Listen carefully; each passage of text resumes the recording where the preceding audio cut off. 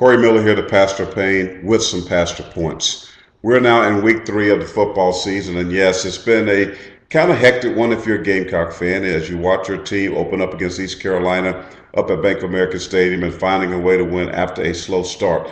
But the bottom line is that they got that win. Then they headed last week down between the hedges at Sanford Stadium and faced Georgia, an SEC East team that some had predicted to win the East. People like, I think, Phil Steele, some other pundits thought maybe could win the SEC. But the bottom line is you have not played your best football, but you are 2-0. And I think that's the bottom line right now. You're 2-0. You found a way to win because let's just face it. In years past, the South Carolina team probably wouldn't have won these games. They probably wouldn't have come from behind and try and win these games. So you got to be excited about that if you're a Gamecock fan. As we head into week number 3, I'm just going to throw out some points that I believe South Carolina football team has to do in order to win the game. You're playing a Navy team, the Navy midshipmen. And yes, when we mention Navy in South Carolina in these parts, most people are going to go back to 1984 when South Carolina was 9-0. At Annapolis, Maryland, with a chance to win the national championship. They were the second-ranked team in the country, but they went there, and really, that game was a blowout. It was like 37-6, 37-7 going into the second half. But South Carolina got beat in that game, and that has been a nightmare situation for Gamecock faithful, Gamecock Nation.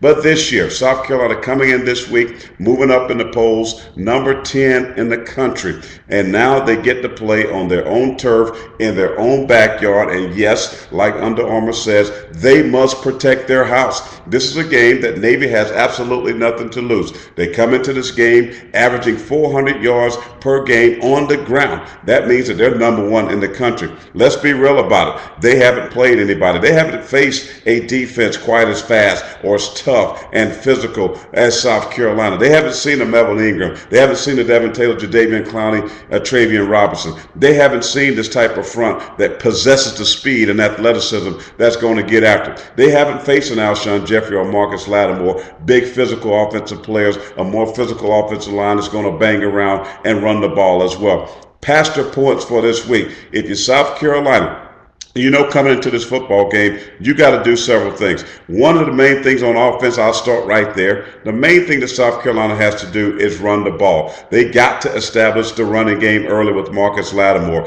The offensive line is going to be bigger. They're going to be more physical. And so Navy understands they can't match up with South Carolina mano-a-mano. South Carolina has to establish the run. Then off of that, they got to get Steven Garcia going with the play-action passing game. He hasn't passed the ball well. East Carolina, not very solid, less than 50% passing. Last week against Georgia, not very solid through the air, less than 50% passing. But he has shown the ability to move the team down the field. I even like Steven Garcia on the flanks, as we call it, on the perimeter, sprint rollouts, bootleg passes. It seems to be the place where Steven Garcia is most comfortable. He's got to get going in the passing game. He is a rhythm quarterback. He is a guy that needs to get some completions early. So if I'm the offensive coordinator, the head coach of this football team, here's what I suggest. Give him some short passes, some easy throws, just to get his confidence going. Maybe some quick screen plays, maybe a bubble screen, whatever it may be. Get Steven Garcia's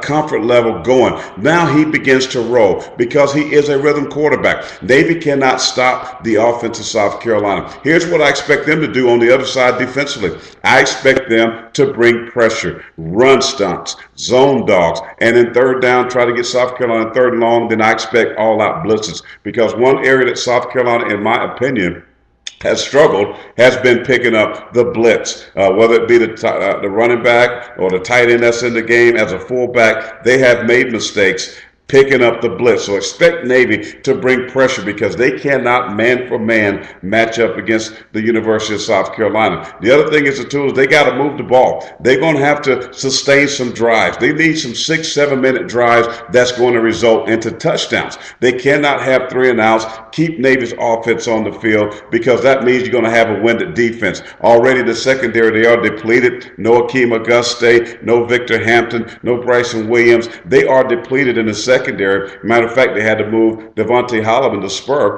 back to safety, but probably for only this week just because he is such a good run defender from the secondary. So I expect South Carolina to sustain drives keep the ball in their hands and not keeping that defense on the field. They cannot have 3 and outs. On the other side of the ball, defensively, here is the problem. You're facing a wishbone. I'm talking about old school. I really never see the wishbone, but I played it at Central Pageland. I understand this offense. And this offense is predicated upon getting you to get out of position and make mistakes. For South Carolina's defense, you've heard the term gap control. Well, I'm telling you right now, this defense got to be very, very disciplined this week. If you're in the B gap, you got to stay in the B gap and take that dive. If you're crashing the ends down on the inside in that C gap and you're telling those guys, Clowney, Taylor, Ingram, you got to get a hit on the quarterback every single time, whether he keeps it or whether he pitches it. You make sure that that quarterback pays the price. He got to understand when he comes down the line of scrimmage, there is a price to be paid. Another way you play this option, you got to tell your ends to slow play it. They're long, they're rangy. Devin Taylor, 6'8". Jadeveon Clowney, 6'4", 6'5". These guys are long, athletic, and can run. They allow the quarterback to come to them, let him make the decision. If he keeps it, you fall inside and you make the tackle. If he pitches it, now you run straight down the line of scrimmage, and you got to get critical help from your secondary. Here's where Devontae Holloman, here's where DJ Swearger comes into play. Here's where Stephon Gilmore, CeCe Whitlock, the cornerback's going to have to come in and force the issue. The bottom line is Navy going to do a lot of cut blocking.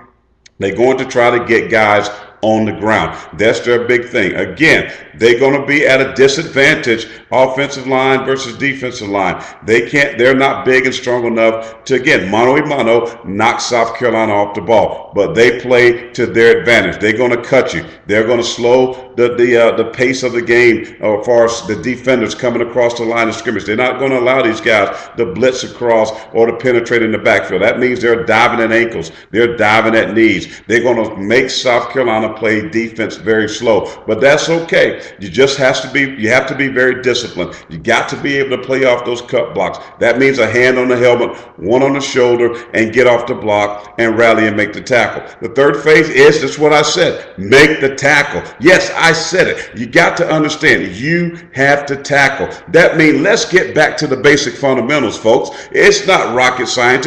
It's all about bent knee. It's all about hips, explosion, wrapping up, not ducking your head, seeing your target. You got to see your target and wrap them up and get them on the ground. Stop trying to make Sports Center. The bottom line to playing defense, number one is attitude. It's attitude. It's having a desire to get to the ball carrier and make something happen when you get there. Effort, enthusiasm, and the bottom line is discipline. Come on, guys. You got to be able to get these guys on the ground, because if you don't, they're going to have big plays. They're going to continue to ride the dive in there. They're going to continue to run their offense. And yes, trickeration is going to come, but you have to remain disciplined. They're going to get some plays. The offense that they run is predicated to have some success. You're not going to play the cut block correctly every single time. You're going to have to get back up and play the next play. So when you give up a play, don't worry about it. Have a short-term memory. Get back to playing football. That's the bottom line. Guys, you got to be disciplined. You got to tackle and play with great effort and emotion. For one, I played defense for a lot of years. One thing I know about defense, it is heart. It is desire. It's getting after people. It's the willingness to want to knock folk out. That's the way you got to play defense, Gamecock Nation. If you're going to win these games, you got to listen to the pastor points. And in the secondary, finally, I know coverage has been an issue. Unfortunately, you're not going to have to worry about coverage, 90% of the time. But here is the thing.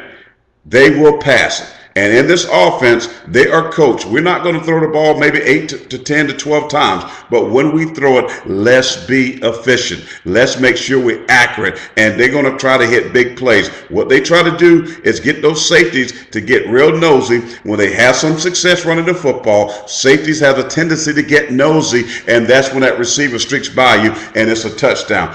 Discipline, desire, effort, tackling, basic fundamentals will be the key to winning this football game. As Coach Spurrier, I heard him say earlier, Navy, we appreciate you. You are part of the armed forces. We salute you. But the bottom line is, when you put on the helmet and you strap on those pads, it is about football. It's about paying a price. It's about making a sacrifice, Gamecocks. It's about knocking them in the dirt. We appreciate you. We salute you, but we want to beat you down and get to 3-0. If you do that, it is game over for Navy, the midshipmen. By the way, there's many Gamecock fans that deserve this victory. You have an opportunity to make some great things happen. What are you going to do with it? Opportunity awaits you. Do you take advantage of it, or do you sit back and play passive? The choice is yours. You only have a certain amount of time to play the game of football. Most of you, after college is over, will never play football again. Maximize this opportunity. Play with great effort. Enjoy. Have a great time. You at the Bryce, first home game of the season, as the logo says on your jersey, Under Armour. The motto, you must protect this house. For the Pastor of Pain, I'm Corey Miller, and these are the Pastor Points.